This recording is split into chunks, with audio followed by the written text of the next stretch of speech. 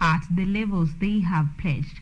Currently, nations are sharply split over funds to help developing countries deal with the effects of climate change as the UN climate talks come to an end. And now, a significant disagreement has come out over the idea of gradually phasing out the use of all fossil fuels to prevent global temperatures from rising. Why haven't we achieved this target, and why is Africa the worst hit, yet it only contributes 4% of the world's total greenhouse gas emissions? Duncan Omwami, a UNESCO research fellow, joins us now to tell us why and why now it is termed as the failed summit. Welcome to studio, Duncan. Thank you for joining us. I'd like you to introduce yourself to our viewers and tell them who you are. Okay, thank you, Daphne. My name is Duncan Omwami. I'm a research fellow at the Office of the UNESCO Chair on higher education development for greener economy and sustainability, and a rising PhD student in the Department of Environmental Studies and Community Development in Kenyatta University. It is a privilege that I'm getting the conversation coming out, and equally now that the discussions from the COP27 are coming to almost an end. The final decision will be given this Sunday. The last 2 weeks we've been having these discussions keenly all over the same, and I've been able to follow the discussions laterally from how they started and how the decisions are going to be made. Duncan, before you tell us what you've been following up on, because we'd like to hear it from the horse's mouth, tell us first what we mean by this COP27. You know, many people maybe wouldn't know even what we are talking about. Okay, Daphne, COP27 is an African COP, as they call it. This is a COP that has been scheduled to happen in Africa. The last time COP happened in Africa was in 2016, which happened in Morocco. And this time round, it was a time for Africa to host COP. And then we were calling it the African COP, since the pertinent issues that were being discussed in this COP were directly reflecting to the interest of the Africans. And that is why we called it the African COP. Talk to us about these pertinent issues that we are talking about now that we are seeing a lot of, demonstrations regarding fundings. The discussions that were coming up on this COP27 were 4 pertinent issues that were raised to the chair of the UNFCCC, who doubles as the chair of, who is the advisor to COP27 presidency. And coming to Egypt, as COP27 was described, is there are 4 pertinent issues that were raised. 2 were coming from Africa and 2 were coming from the G77 group, and China included. So the 4 pertinent issues were, the first one was adaptation finance that was discussed in detail, and secondly was loss and damage that we lost as African. Then the third one was adaptation and measure, and then the last one was Africa as a continent of special needs and special circumstances. Thank you so much, Duncan. So why is this adaptation finance becoming a point that is sparking a lot of interest right now? Why is it so important? Why is it causing so much unrest among the nations? The adaptation finance, depending on the situation, on how the different countries have been gauged to have contributed to the emissions of greenhouse gases to the space. They're coming about when we look at the reflections of what the conference COP26 had agreed in Glasgow. They said that since Africa is a country that emits about 4% of the global gases, but recently we were told we've been able to increase from 4 to 6%. So the other countries like the G77, where China and the US emits about 89% of the global emissions. So this is where the discussions was coming about, that the adaptation finance should be given to the African nations so that we will be able to cope with the devastating effects of climate change that we can see from the northern parts of Kenya. This is clearly coming out. Droughts are all over. We have lack of water. Africans are dying of hunger. Africans are dying of not getting nutritious food because of the effects that have been caused by these nations. Now, Duncan, you mentioned that the carbon emissions in Africa have risen from 4 to 6%, and we had a COP26 summit. What happened during this span of time, and why wouldn't these nations in Africa mitigate these greenhouse gas emissions so that we would have prevented these these adverse effects and maybe these financial adaptation crises that we have now? Daphne, to get back to you, Africa is in a position to adapt itself and mitigate the effects of this climate change that is coming about.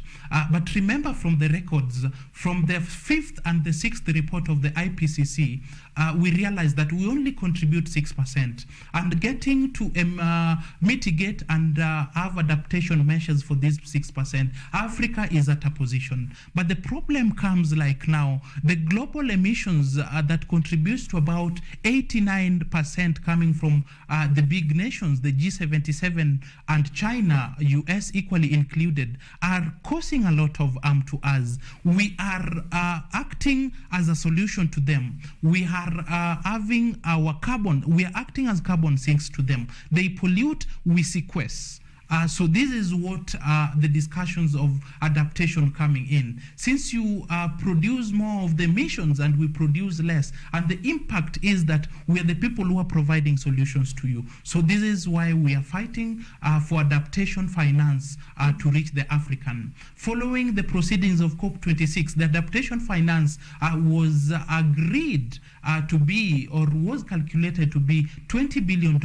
And now, according to negotiations we had, we were able to secure that this to be increased to 40 billion US dollars. But Duncan, these developed countries are, setting up resistance in, giving this financial support, given that they are the ones actually giving out the most emissions. Why is this the case? Daphne, getting to this concern, they don't want to be held accountable. The nations, if you look at whatever is happening in China, whatever is happening in the US, these are the countries sometimes back, especially China, was almost in the same level where Kenya today is. But they've industrialized at a very quick level. Depending on the scenarios of how the funds and these people are not getting to be responsible. The problem is now they cause the issue and they're not ready to pay this because they are not directly being affected. Our people in Africa are being affected and they don't have the interest of Africa. And this is what actually raised the 4th agenda. Africa being a continent of special needs and special circumstances. We have all the resources, we have all the capacity to do everything, but now the problem is we are not at a position to industrialize ourselves because of poverty levels, maybe governance issues that are coming about, all about. But the concern coming out clearly is our leaders are not ready to have negotiations with these countries so that we stand at a point that we can fight for the interest of the Africans. Duncan, just to clarify, these fundings that the African countries are calling for, will they be given in terms of grants, loans, or what are we looking at? From the negotiations we had, I was able to go to follow up the negotiations by the G77 and China included, the US. Funding adaptation finance equally bringing about the concern of loss and damage. When we got to the position to agree, we realized that the G77 was taking a different position. We agree, but when we go for breaks and when we come back, they disagree.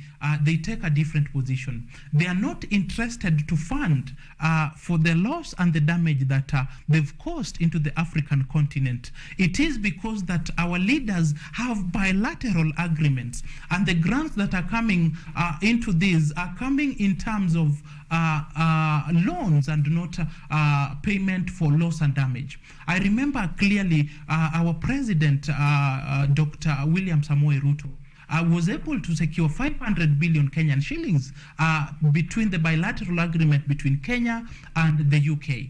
This came as in form of a loan, and this is why we were on the streets of Sharm el-Sheikh to demonstrate that let the finances not come into the bilateral agreements, but rather let the finances be channeled through a facility that will be able to be responsible over the same. And this was proposed that the UNFCCC, that is the organizer of the COP and the COP27, to be responsible over the same, Daphne. Well put, Duncan. Now that we are talking about resistance to funding, they are resisting to fund the African nations. Have they then given measures and to mitigate these, emissions and adaptation measures, perhaps? The measures are very clear. The adaptations are very clear. This comes through the Paris Agreement, Article 6, and specifically to look at Article 6. This is Article 6.4, Article 6.2 and Article 6.4 that clearly states the measures and equally how these measures should be funded. And this is what is yielding the adaptation finance. We have three issues that are coming up. There is the adaptation finance coming up, and there is adaptation and measures coming up. The adaptation and measures are very clear. But now the problem is, are they willing to be at a position that they fund for this adaptation? Mm-hmm. So that is where the problem is coming up. And as they say, it is easier said than done. Well, at this rate that we are going, we are seeing actually emissions, greenhouse gas emissions from various countries, go up due to industrialization. Do we then have hope for really eliminating this climate crisis? The solution, Daphne, is with us. And we as the Africans, if we get together, we must have a solution. I remember very well when we had put pressure so much in the streets of Sharm el-Sheikh, it came clearly that there are issues that had already been dropped at the negotiations room. And they were forwarded to the ministerial level so that we were to put and influence our ministers who were to come into the negotiations to come clearly to take the measures out of this. I believe that we, the Africans, we have the solutions by ourselves. If we wake up and find where the rain started beating us, then we are going to have the solutions. Remember, sometimes the countries like Singapore, China, who were sometimes in the same level, where are they today? It is because they found and got a solution to their problems. And Africa, if we get to collect ourselves, we are able to industrialize ourselves and equally find the problems to our challenges. Well, Duncan, you talk about, coming together and dealing with these issues. We've seen our nations, leaders do, tree planting exercises, give funds for promoting such activities, but then they end up in people's pockets. What assurance then do we have that we are actually going to fight this menace? Daphne, to fight the interest of the people of Africa, especially related to the climate space. This is the discussion that was coming under adaptation and measure, where we don't need to have the funds that are meant to go for adaptation, the funds that are meant to go for mitigation measures, being got directly to government agencies. No. The negotiations that we had is we came to an agreement that a financing facility should be set that will be at a position to be accountable for getting the measures clearly, getting the adaptation, and funding the climate-related concerns. So probably if we believe that the finances coming from maybe these superior countries coming to our governments, we are sorry. We may not reach the solution, but let a facility that was agreed upon take its role and be accountable. Well, Duncan, looking at it from your own perspective, how far are we, do you think, from achieving this goal of actually eradicating or rather countering these climate change, parks? We're seeing a lot of people dying in Kenya from hunger, drought, and a lot of relief food is being given, but we can say for sure that it is not as sufficient to, to sustain all of them. To give a position into the same is the interest of many were that the African COP, the COP27 we call, was having a lot of ambitions. Africans were having a lot of ambitions. We believed that the 4 pertinent issues were to be considered, but surprisingly we left Sharm el-Sheikh a little bit disappointed.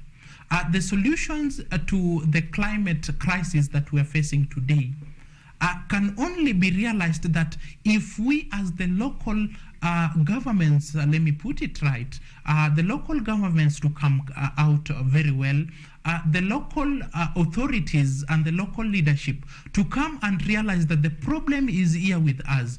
We did describe that climate change is a lion that has got into our house, and then we don't need someone from outside to come and move the lion outside our house. We need to start it by ourselves and let our governments feel it, let our governments be prepared that whatever we budget for, let us budget for the climate funds that can be able to help us adapt, mitigate, and equally find the solutions to our people who are dying out of hunger and through drought. Duncan, even as we wind up, you as a member of the UNESCO, the UNESCO family, do you think your team, the UNESCO team, is doing enough to mitigate the effects of climate change? Daphne, from the position at which we sit, I'm a researcher in the office of the UNESCO program. We've been able to come up with curriculum that will inform and teach from higher education level. We've cascaded down to secondary level, and we've cascaded down to primary level. The problem with our systems is that we are not moving to solution-based problems. To find solutions to our problems. So clearly from the position I sit, UNESCO has done a lot. We have a lot of information on climate change. We have a lot of information on how to combat the certification concerns. We are creating awareness. All over, if you walk, you can realize information about UNESCO coming out clearly. Information about UNESCO being held responsible. UNESCO itself is funding projects related to climate change. We are equally creating awareness, and we're giving out opportunities to the young youths to do more research and find the solutions to the problems we face. Well, thank you so much, Duncan, for coming through. We are so glad that you are giving out this, you are sending out this clarion call for everybody to work together to mitigate climate change and not to be negligent, that it is something that occurs over years. It is here, and definitely the effects are being felt. Now, moving on, according to the Ministry of Interior Cabinet Secretary Kithure Kindiki, the government intends to give all chiefs powerful authority and the right to at least 5 police officers in order to empower the national government administrative officers and GAOs starting early January next year. During an impromptu visit to Mtwapa location, Chiefs Camp the CS reiterated the government's position that Ngao